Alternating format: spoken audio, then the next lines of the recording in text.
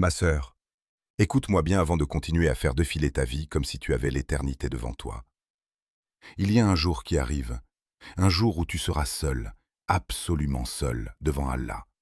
Pas ton mari, pas ta mère, pas tes amis, pas les likes, pas les compliments, pas les followers. Toi, seul, avec ton livre entre tes mains. Et ce jour-là, il y a des péchés qui vont peser plus lourd que tu ne l'imagines. Des péchés que beaucoup de femmes commettent sans même s'en rendre compte, en pensant que ce sont de petites choses insignifiantes. Des péchés que le diable a rendus tellement normaux, tellement quotidiens, qu'on ne les voit même plus. Aujourd'hui, je ne vais pas te parler pour te faire plaisir. Je ne vais pas te dire ce que tu veux entendre.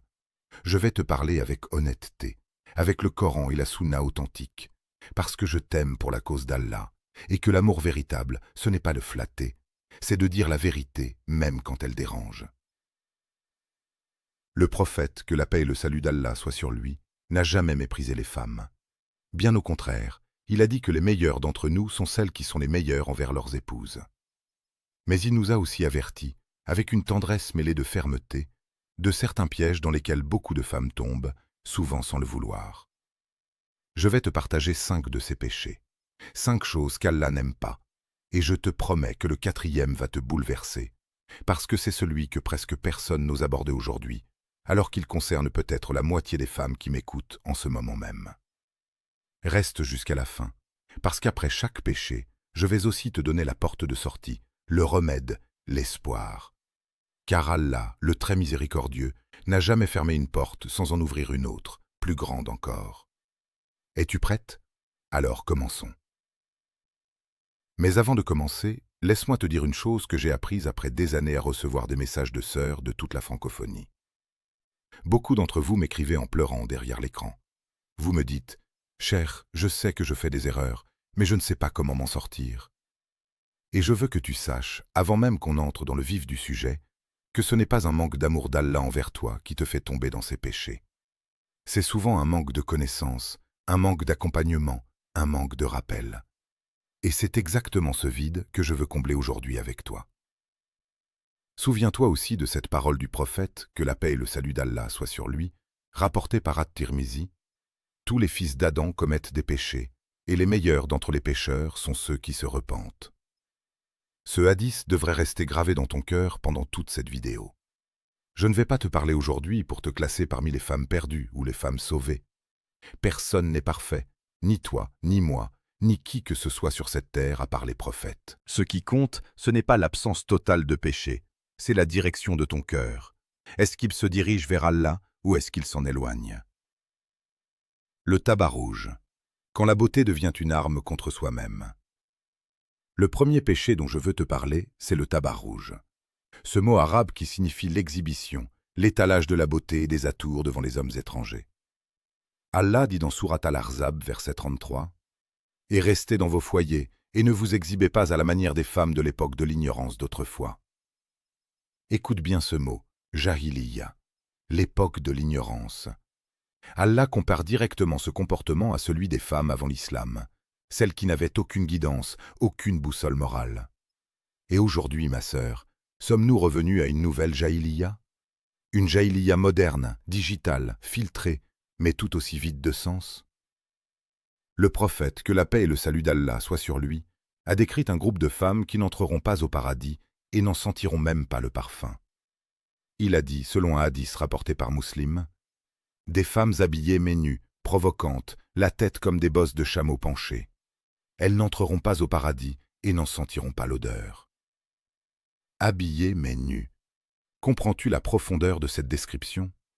Ce ne sont pas des femmes qui sortent sans vêtements, ce sont des femmes qui portent des vêtements si moulants, si transparents, si conçus pour attirer le regard, qu'elles sont considérées comme nues devant Allah, malgré le tissu sur leur corps.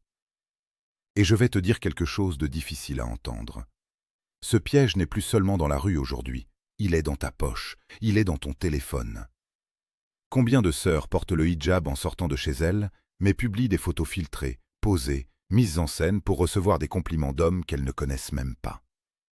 Combien de sœurs cachent leurs cheveux sous un foulard, mais exposent leur visage maquillé, leur silhouette, leur pose, à des milliers d'inconnus sur les réseaux sociaux? Ma sœur, le tabac rouge n'a pas disparu avec la modernité.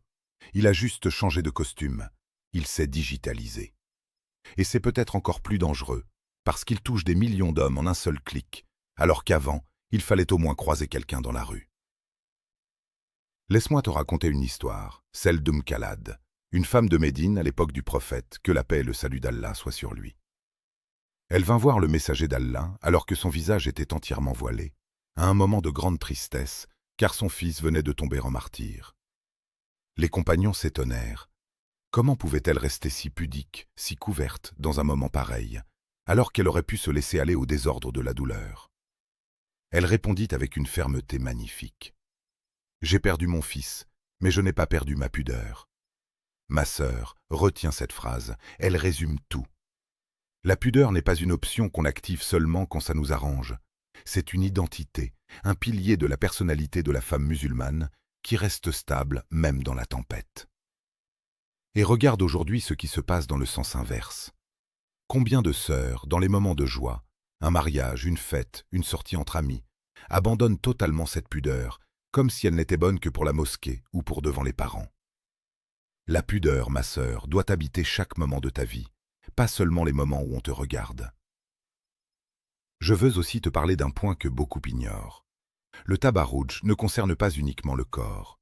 Il concerne aussi la voix, la démarche, les intonations. Allah dit dans Surat Al-Ahzab, verset 32, en s'adressant aux épouses du prophète, que la paix et le salut d'Allah soient sur lui, mais le principe s'applique largement. Ne soyez pas trop douces dans votre parole, afin que celui dont le cœur est malade ne convoite pas, mais parlez d'une façon convenable. Ce verset nous enseigne que même la manière de parler à un homme étranger, avec une voix mielleuse, enjôleuse, calculée pour plaire, entre dans cette même logique du tabarrouj.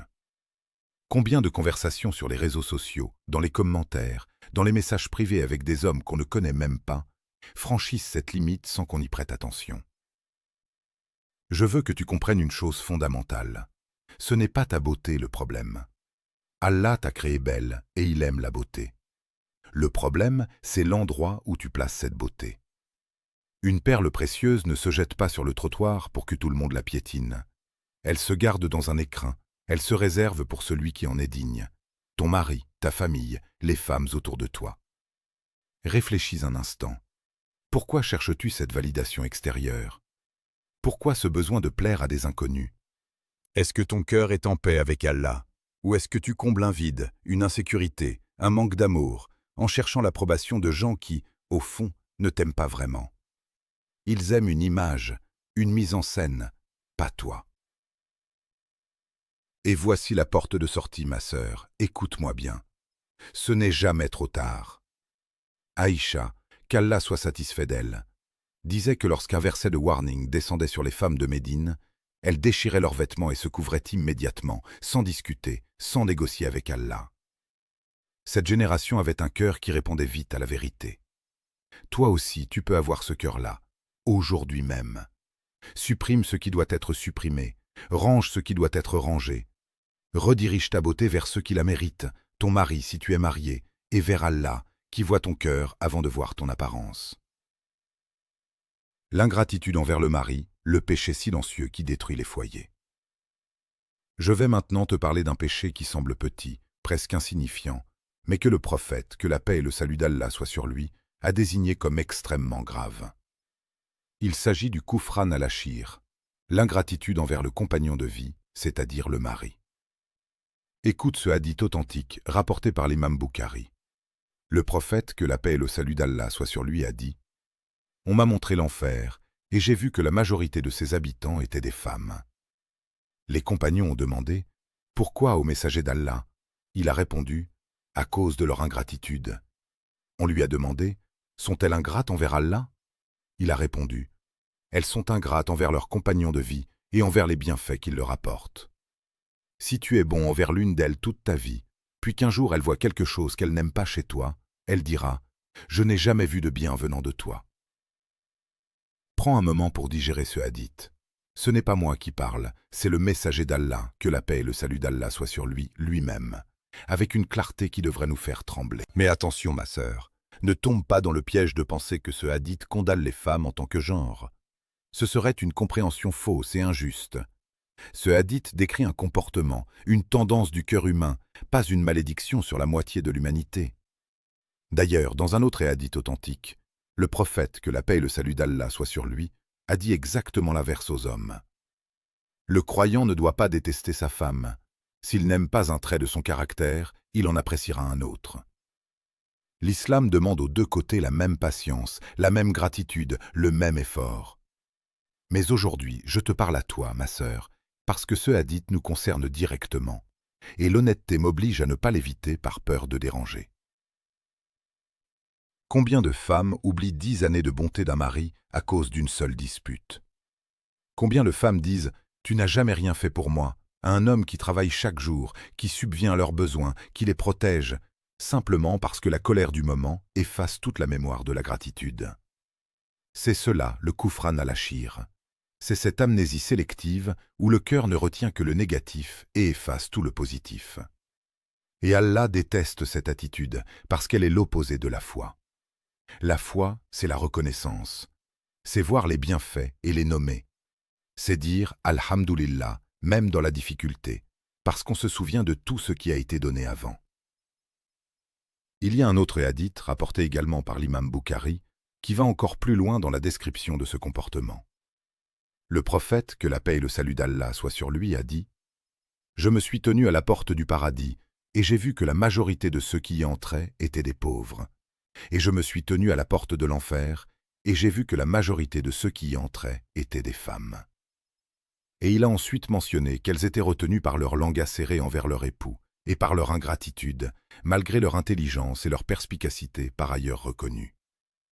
Certains savants ont expliqué que ce hadith ne diminue en rien la valeur de la femme, bien au contraire, il reconnaît sa perspicacité, sa force de caractère. Mais il met en garde contre le fait que cette même force, si elle n'est pas canalisée avec sagesse, peut devenir une arme contre son propre foyer. Je pense à des situations tellement banales, ma sœur. Un mari qui rentre fatigué du travail, qui a couru toute la journée pour subvenir aux besoins de la maison, et qui, en posant les clés sur la table, entend « Tu ne m'aides jamais, tu ne penses jamais à moi ». Alors que cet homme, peut-être, se lève chaque matin avant l'aube pour aller travailler, qu'il ne boit pas, ne fume pas, ne trompe pas, prie ses 5 prières et rentre directement à la maison chaque soir. Ces qualités-là, ma sœur, sont-elles rien? Le diable veut que tu les considères comme acquises, comme normales, pour que ton cœur ne ressente jamais la gratitude et que la moindre imperfection prenne toute la place dans ta perception.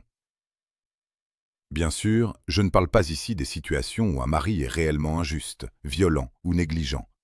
Ces situations existent aussi et méritent une toute autre discussion, avec d'autres droits et d'autres réponses islamiques claires. Je parle de la tendance générale du cœur humain, particulièrement chez la femme, selon ce que nous enseigne ce hadith, à minimiser le bien reçu au profit du mal ressenti. Je te pose une question sincère, ma sœur. Quand as-tu remercié pour la dernière fois, du fond du cœur, sans qu'on te le demande? Pas seulement ton mari, mais Allah, pour tout ce qu'il t'a donné à travers les gens autour de toi. Voici le remède. Chaque soir, avant de dormir, essaie de nommer 3 choses positives concernant ta situation, ton foyer, ton mari s'il est bon envers toi.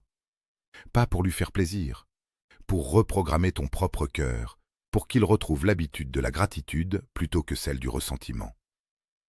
Un cœur reconnaissant est un cœur léger, et Allah aime les cœurs légers, remplis de choukl. La médisance, quand la langue devient un couteau. Le 3e péché, ma sœur, se cache souvent dans les moments les plus anodins de la journée. Un café entre amis, un appel téléphonique qui traîne, un groupe WhatsApp où l'on prend juste des nouvelles. Je parle de la riba, la médisance. Allah décrit ce péché d'une manière tellement crue, tellement physique, que personne ne peut prétendre ne pas avoir compris la gravité. Dans Sourate Al-Hujurat, verset 12, Allah dit « Ne médisez pas les uns des autres. L'un de vous aimerait-il manger la chair de son frère mort? Vous en auriez horreur. » Manger la chair de sa sœur morte. Voilà l'image qu'Allah utilise. Pas une métaphore douce, pas une comparaison légère, une image répugnante, écœurante, pour que notre cœur ressente physiquement le dégoût que devrait provoquer ce péché. Et pourtant, ma sœur, combien de fois la médisance devient-elle presque un divertissement? Parler de ce que porte telle sœur à la mosquée, commenter la façon dont tel autre élève ses enfants, chuchoter sur le mariage de celle-ci, sur le divorce de celle-là, sur le physique, sur l'argent, sur les choix de vie de femmes qui ne sont même pas présentes pour se défendre. Le prophète, que la paix et le salut d'Allah soient sur lui, a défini la médisance de manière très précise, dans un hadith rapporté par Muslim. On lui a demandé « Ô messager d'Allah, sais-tu ce qu'est la médisance ?» Il a répondu « Allah et son messager savent mieux. » Il a dit « C'est mentionner de ton frère ce qu'il n'aime pas. » On lui a demandé « Et si ce que je dis est vrai ?» Il a répondu « Si ce que tu dis est vrai, alors tu as fait de la médisance à son sujet. Et si c'est faux, alors tu l'as calomnié. » Retiens bien cette nuance, ma sœur, car beaucoup s'y trompent. Dire la vérité sur quelqu'un en son absence, si cette vérité la blesserait si elle l'entendait, reste un péché. On ne se protège pas derrière « mais c'est vrai ce que je dis ». La vérité ne rend pas la médisance permise. Seule l'absence totale de mauvaises intentions ou une nécessité légitime comme prévenir un tort peut changer la donne, et cela reste encadré par des règles précises que les savants ont détaillées. Pourquoi les femmes tombent-elles particulièrement dans ce piège? Souvent, ce n'est même pas de la méchanceté pure, c'est l'ennui. C'est le besoin de connexion sociale à travers le sujet le plus facile, les autres. C'est parfois même de la jalousie déguisée en inquiétude, ou de l'insécurité déguisée en jugement moral. Il y a une histoire magnifique rapportée à propos d'Aïcha, qu'Allah soit satisfait d'elle. Un jour, elle mentionna devant le prophète, que la paix et le salut d'Allah soient sur lui, qu'une femme était de petite taille en faisant un simple geste de la main pour illustrer sa taille. Le prophète, que la paix et le salut d'Allah soient sur lui dit immédiatement « Tu viens de dire une parole qui, si elle était mélangée à l'eau de la mer, la changerait. » Réfléchis à cela, ma sœur. Aïcha, la mère des croyants, l'une des femmes les plus pieuses de l'histoire de l'humanité, a été reprise par le prophète, que la paix et le salut d'Allah soient sur lui lui-même, pour un simple geste. Une remarque presque anodine sur l'apparence physique d'une autre femme, sans même prononcer une insulte.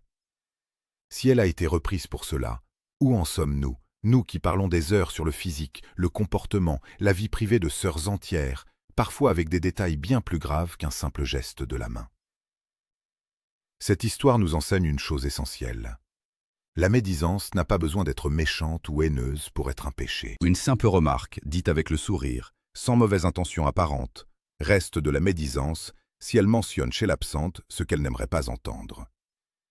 C'est un standard tellement élevé, ma sœur, que si on le prend au sérieux, il change complètement la façon dont on parle des autres au quotidien. Et je veux ajouter un point important sur les groupes de discussion, les fameux groupes WhatsApp entre sœurs, entre cousines, entre collègues. Combien de fois ces groupes, censés être des espaces de soutien et de fraternité, se transforment en véritables tribunaux où l'on juge l'absente, où l'on commente sa dernière story, son dernier choix de vie, sa dernière décision. Le prophète, que la paix et le salut d'Allah soient sur lui, nous a mis en garde contre la namima également, c'est-à-dire le fait de rapporter les paroles des uns aux autres pour semer la discorde. Un péché encore plus grave que la simple médisance, qui empêche même, selon un hadith authentique, celui qui la pratique d'entrer au paradis tant qu'il ne s'en repent pas. Mais voici ce que je veux que tu retiennes. Chaque mot de médisance que tu prononces, c'est comme si tu prenais une partie de tes bonnes actions et que tu la donnais gratuitement à la personne dont tu parles. Le prophète, que la paix et le salut d'Allah soient sur lui, nous a appris que le failli, celui qui a vraiment tout perdu au jour du jugement, c'est celui qui arrivait avec la prière, le jeûne, l'aumône, mais qui avait insulté celui-ci, calomnié celui-là, mangé les biens de cet autre, et ses bonnes actions sont alors distribuées à ses victimes jusqu'à épuisement, puis leurs péchés lui sont donnés en échange, et il est jeté en enfer. Imagine, ma sœur, des années de prière, de jeûne du ramadan, de sadaka, effacées par les conversations que tu as oubliées le lendemain, mais qu'Allah, lui, n'a pas oubliées. La porte de sortie? Elle est simple à dire, difficile à appliquer, mais tellement libératrice une fois acquise. Quand une conversation glisse vers la médisance, change de sujet, ou lève-toi, ou dis simplement « Je préfère qu'on ne parle pas d'elle en son absence ». Tu seras peut-être jugé bizarre au début, mais tu protégeras ton capital le plus précieux, tes bonnes actions. Négliger la prière pour le monde, le péché que personne n'ose nommer. Et nous voici au péché dont je t'ai parlé au début, celui qui, je le sais, va toucher beaucoup d'entre vous en ce moment même. Ce péché, c'est de sacrifier la prière, le lien direct avec Allah, sur l'autel des occupations du monde. Le ménage, les enfants, le travail, le téléphone, les séries, les sorties. Et la prière, elle attend, elle est repoussée. Je la ferai après, je rattraperai plus tard. Et parfois, elle disparaît complètement pendant des jours entiers, sans même un sentiment de culpabilité. Ma sœur, je ne te juge pas en disant cela. Je te connais. Je connais la fatigue d'une mère qui gère la maison, les enfants, parfois un travail en plus. Mais je dois te dire la vérité, parce que c'est mon devoir envers toi devant Allah. Allah dit dans le Coran, sourate Maryam, verset 59. Puis leur succédèrent des générations qui délaissèrent la prière et suivirent leur passion.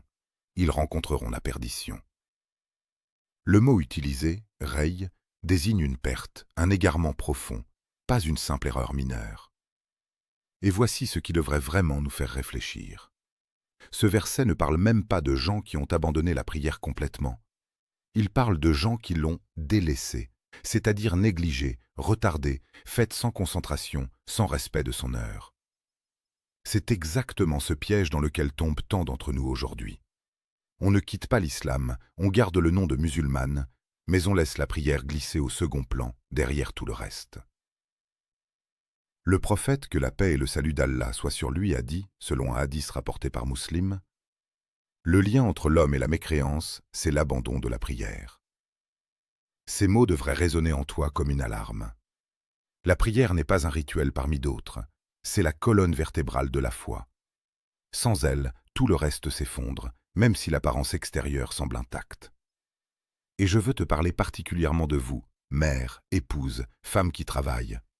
Je sais que le diable vous chuchote constamment que vous n'avez pas le temps. Mais dis-moi, ma sœur, as-tu vraiment 5 minutes de moins par jour qu'une personne qui n'a aucune responsabilité? Ou est-ce que, dans ta journée, il y a des moments passés sur le téléphone, sur les réseaux, sur des vidéos, qui auraient largement suffi pour accomplir 5 prières? Je ne te dis pas cela pour te blesser.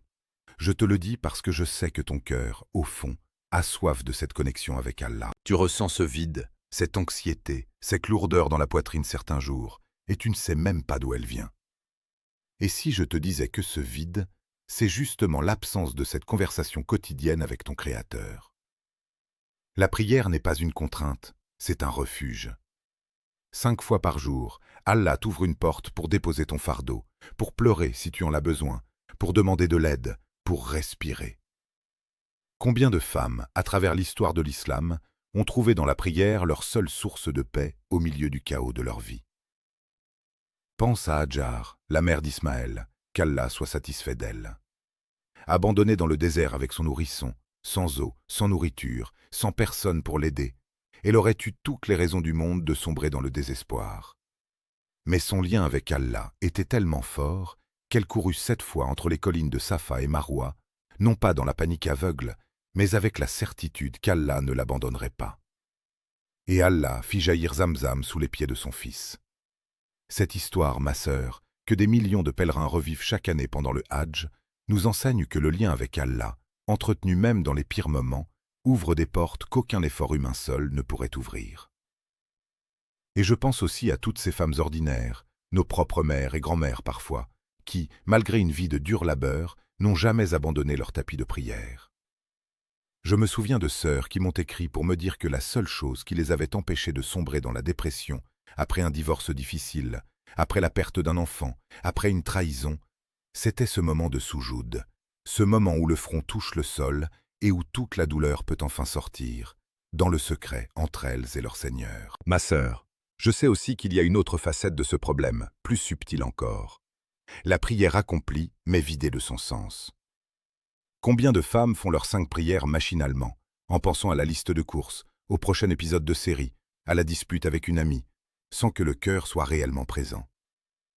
Le prophète, que la paix et le salut d'Allah soient sur lui, a dit qu'un serviteur peut prier sans qu'il ne lui soit inscrit qu'un 10e, un 9e, un 8e de sa prière, selon le degré de sa présence de cœur. La forme extérieure ne suffit pas. Allah regarde ton cœur pendant que ton corps se prosterne. Voici la porte de sortie, ma sœur. Ne cherche pas la perfection immédiate. Cherche la régularité, même imparfaite. Commence par ne manquer aucune prière, même si tu l'as fait en retard, même si tu l'as fait rapidement à cause du temps. Puis, petit à petit, travaille sur la ponctualité, puis sur la concentration. Allah n'attend pas de toi la perfection instantanée. Il attend de toi la sincérité et l'effort constant. La jalousie destructrice, le poison qui ronge le cœur de l'intérieur. Et voici le 5e et dernier péché, celui qui souvent alimente silencieusement tous les autres dont je t'ai parlé aujourd'hui. Le hasad, l'envie destructrice. Il ne s'agit pas simplement d'admirer ce que quelqu'un possède. Il s'agit de ce sentiment amer qui souhaite, consciemment ou non, que l'autre perde ce qu'elle a. Cette maison, ce mari, cette silhouette, ce mariage heureux, ces enfants, cette réussite. Le prophète, que la paix et le salut d'Allah soient sur lui, nous a mis en garde contre ce poison avec des mots d'une clarté effrayante. Il a dit, selon un hadith rapporté par Abu Daoud, « Méfiez-vous de l'envie, car elle dévore les bonnes actions comme le feu dévore le bois. » Comme le feu dévore le bois. Pas doucement, pas partiellement, totalement, jusqu'à ne laisser que des cendres. Ma sœur, dans une époque où chaque femme expose sa vie, sa maison, ses vacances, son mariage, ses enfants sur les réseaux sociaux, l'envie n'a jamais eu autant de carburant. On compare notre réalité, avec toutes ses difficultés invisibles, à la version filtrée, mise en scène, choisie de la vie des autres. Et le cœur, sans qu'on s'en rende compte, commence à s'aigrir. Cette collègue qui s'est mariée avant toi, cet ami qui a eu un enfant alors que toi tu attends encore, cette voisine avec sa nouvelle maison, cette sœur à la mosquée avec son mari si attentionné. Et sans le vouloir vraiment, une petite voix en toi murmure « Pourquoi elle et pas moi ?» Cette voix, ma sœur, c'est le début du hasad. Et si on ne la combat pas, elle se transforme en amertume, puis en médisance à propos de cette personne, puis parfois même en sabotage, en mensonge, en tentative de nuire à sa réputation ou à son bonheur. L'histoire de l'humanité elle-même commence avec ce péché. Iblis, le premier envieux, refusa de se prosterner devant Adam par pur orgueil et par envie de sa position privilégiée auprès d'Allah. Et le premier meurtre de l'histoire humaine, celui d'Abel par son frère Caïn, est né exactement du même poison. L'envie qu'un sacrifice ait été accepté et pas l'autre. Le prophète, que la paix et le salut d'Allah soient sur lui, nous a avertis dans un hadith authentique que l'envie et la haine rasent, non pas les cheveux, mais la religion elle-même. Ce péché n'est donc pas un détail mineur dans notre tradition. Il est à l'origine des plus grandes tragédies de l'histoire humaine, et il continue, aujourd'hui, à détruire des amitiés, des fratries, des mariages, des communautés entières. Je veux aussi te parler d'un phénomène très répandu chez les femmes aujourd'hui. L'envie liée à la fertilité, au mariage, à l'apparence physique. Ce sont des sujets tellement sensibles, tellement liés à l'identité et à la valeur qu'on s'accorde en tant que femme, que l'envie y trouve un terrain particulièrement fertile. Une sœur célibataire qui voit toutes ses amies se marier, une sœur mariée depuis des années sans enfant qui voit sa belle-sœur enceinte pour la 3e fois. Ces situations sont douloureuses, légitimement douloureuses, et je ne minimise absolument pas cette souffrance.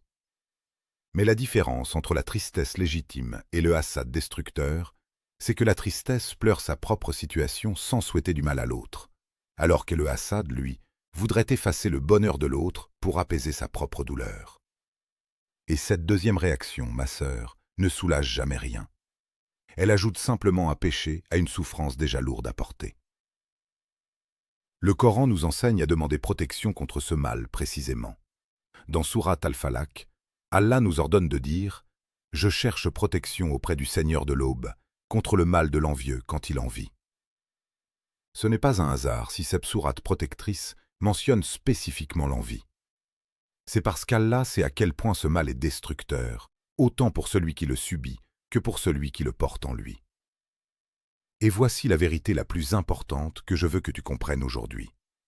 Ce qu'Allah t'a donné, personne ne peut te le prendre. Et ce qu'Allah a donné à une autre, jamais tu ne l'auras en le lui souhaitant du mal. Le risque, la subsistance, le destin de chacune sont déjà écrits. L'envie ne change rien à ton sort. Elle ne fait que brûler ton propre cœur, ta propre paix, tes propres bonnes actions. La porte de sortie ici s'appelle le doua. Quand tu ressens cette pointe d'envie envers une sœur, fais l'inverse de ce que ton ego te souffle. Invoque Allah pour qu'il lui donne encore plus, et pour qu'il te donne la même chose ou mieux. Les compagnons faisaient cela. Quand ils enviaient un bien chez leur frère, ils demandaient à Allah la même chose pour eux-mêmes, sans souhaiter que l'autre le perde. C'est ce qu'on appelle le ghibta, l'émulation saine, qui est permise et même encouragée, contrairement au hasad destructeur. Ma sœur, si tu es arrivée jusqu'ici, je veux que tu saches quelque chose de très important. Je ne t'ai pas parlé de ces 5 péchés pour te briser, pour te faire sentir coupable, indigne ou perdu. Je t'en ai parlé parce que je t'aime pour la cause d'Allah, et parce que le silence sur ces sujets ne protège personne. Le silence ne fait que laisser ces péchés grandir dans l'ombre, sans qu'on les nomme, sans qu'on les combatte. Peut-être que tu t'es reconnu dans un de ces points aujourd'hui, peut-être même dans plusieurs. Et si c'est le cas, je veux que tu ressentes non pas du désespoir, mais de l'espoir immense. Parce que la porte du repentir, la porte de la taouba, est toujours ouverte, tant que le soleil ne se lève pas de l'ouest, tant que ton âme n'a pas quitté ton corps. Allah dit dans un hadith qudsi rapporté par Muslim, « Ô fils d'Adam, si tes péchés atteignaient les nuages du ciel, puis que tu me demandais pardon, je te pardonnerai. » Tes péchés, aussi lourds te semblent-ils, ne sont rien face à la miséricorde d'Allah, si tu reviens vers lui sincèrement. Il n'attend qu'une chose de toi aujourd'hui, que tu arrêtes de fuir, que tu te tournes vers lui, les mains levées, le cœur brisé mais sincère, et que tu dises simplement « Ya Allah, pardonne-moi et aide-moi à changer. » Le tabarrouj peut se transformer en pudeur rayonnante. L'ingratitude peut se transformer en gratitude qui illumine ton foyer. La médisance peut se transformer en silence protecteur et en bonne parole. La prière négligée peut redevenir ton refuge quotidien. Et l'envie peut se transformer en amour sincère pour tes sœurs, en joie pour leur bonheur. Rien de tout cela n'est hors de ta portée, ma sœur, rien. Tu as en toi la capacité de devenir l'une de ces femmes dont le prophète, que la paix et le salut d'Allah soient sur lui, a dit qu'elles entreraient au paradis par la porte qu'elles souhaitent, en accomplissant leurs 5 prières, en jeûnant leur mois, en préservant leur chasteté et en obéissant à leur mari dans le bien. Ce n'est pas un rêve inaccessible, c'est une promesse d'Allah, et Allah ne manque jamais à sa promesse. Je veux terminer avec une dernière pensée, ma sœur. Regarde l'exemple de Khadija, la première épouse du prophète, que la paix et le salut d'Allah soient sur lui, une femme d'affaires respectée, riche, indépendante, et pourtant d'une humilité et d'une droiture exemplaires envers Allah et envers son époux. Regarde l'exemple de Fatima, sa fille, qui vivait dans une simplicité extrême, malgré sa noble lignée, et qui pourtant est décrite comme la maîtresse des femmes du paradis. Regarde l'exemple d'Aïcha, intelligente, vive, parfois même vive de caractère, et pourtant devenue l'une des plus grandes savantes de l'histoire de l'islam, dont on rapporte encore l'enseignement aujourd'hui, 14 siècles plus tard. Ces femmes n'étaient pas des anges descendus du ciel, c'étaient des êtres humains, avec leurs émotions, leurs luttes intérieures, leurs moments de faiblesse. Mais elles ont choisi, chaque jour, de se relever vers Allah, plutôt que de s'éloigner de lui. C'est exactement ce choix qui t'est proposé aujourd'hui, ma sœur, à cet instant précis où tu regardes cette vidéo. Si cette vidéo a touché ton cœur aujourd'hui, si tu sens qu'elle t'a rappelé des choses que ton âme avait besoin d'entendre, alors je te demande une seule chose, ne la garde pas pour toi. Partage-la avec ta mère, ta sœur, ta meilleure amie, avec une femme de ta famille qui, peut-être, a besoin d'entendre ces mots aujourd'hui plus que jamais. Le prophète, que la paix et le salut d'Allah soient sur lui, a dit que celui qui guide vers le bien a une récompense équivalente à celui qui l'accomplit. Et si tu n'es pas encore abonné à cette chaîne, fais-le maintenant, active la petite cloche de notification, parce que chaque semaine, je continue à t'apporter des rappels comme celui-ci, puisés directement du Coran et de la Sunna authentique, pour t'aider, pour m'aider, pour nous aider tous à nous rapprocher d'Allah avant qu'il ne soit trop tard. Qu'Allah nous pardonne nos péchés, qu'il purifie nos cœurs, et qu'il fasse de nous des femmes et des hommes qui entreront au paradis par la porte de leur choix, Inch'Allah. Qu'Allah te bénisse, ma sœur. Jusqu'à la prochaine vidéo, prends soin de toi, et surtout, prends soin de ton lien avec ton Créateur. Assalamu alaikum wa rahmatullahi wa barakatuh.